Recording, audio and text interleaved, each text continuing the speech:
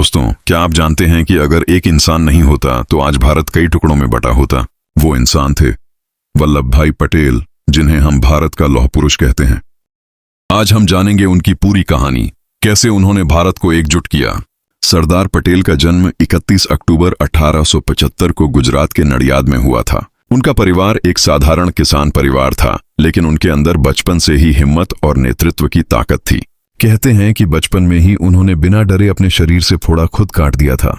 इससे उनकी बहादुरी का अंदाजा लगाया जा सकता है। उन्होंने अपनी पढ़ाई पूरी की और आगे चलकर एक सफल वकील बने।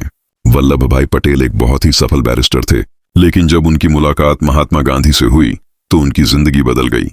उन्होंने अंग्रेजों के खिलाफ आजादी की लड़ाई में कूदने का फैसला किया। उन्होंने अपना पूरा जीवन देश के लिए समर्पित कर दिया। 1918 में गुजरात के खेड़ा में भयंकर अकाल पड़ा था। फिर भी अंग्रेज किसानों से टैक्स वसूल रहे थे। तब पटेल ने किसानों का नेतृत्व किया और अंग्रेजों के खिलाफ आंदोलन शुरू किया। इसके बाद 1928 में बारडोली सत्याग्रह हुआ। इस आंदोलन में उनकी जीत हुई और जनता ने उन्हें सरदार की उपाधि दी। यहीं से वे सरदार पटेल बन गए। 1947 में भारत आजाद हुआ, लेकिन एक बड़ी समस्या सामने थी। भारत में 500 से ज्यादा रियासतें थीं जो अलग अलग रहना चाहती थीं।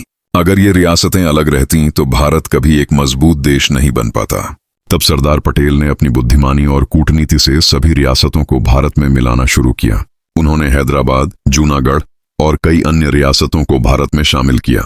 उनकी इसी महान उपलब्धि के कारण उन्हें भारत का लौह पुरुष कहा जाता है। सरदार पटेल ने सिर्फ रियासतों को जोड़ा ही नहीं, बल्कि एक मजबूत प्रशासन भी बनाया। उन्होंने भारतीय प्रशासनिक सेवा IAS और भारतीय पुलिस सेवा IPS की नींव रखी।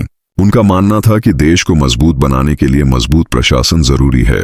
आज भी भारत की एकता उनके कारण ही संभव है। 15 दिसंबर 1950 को सरदार पटेल का निधन हो गया, लेकिन उनका योगदान आज भी भारत के हर कोने में दिखाई देता है। 2018 में उनकी याद में दुनिया की सबसे ऊंची प्रतिमा स्टैच्यू ऑफ यूनिटी बनाई गई। ये प्रतिमा उनके महान कार्यों का प्रतीक है। सरदार पटेल ने हमें सिखाया कि एकता में ही शक्ति है। अगर वे नहीं होते तो शायद आज का भारत अलग होता। ऐसे महान नेता को हम हमेशा याद रखेंगे। अगर आपको ये वीडियो पसंद आया हो तो लाइक, शेयर और चैनल को सब्सक्राइब जरूर करें। जय हिंद।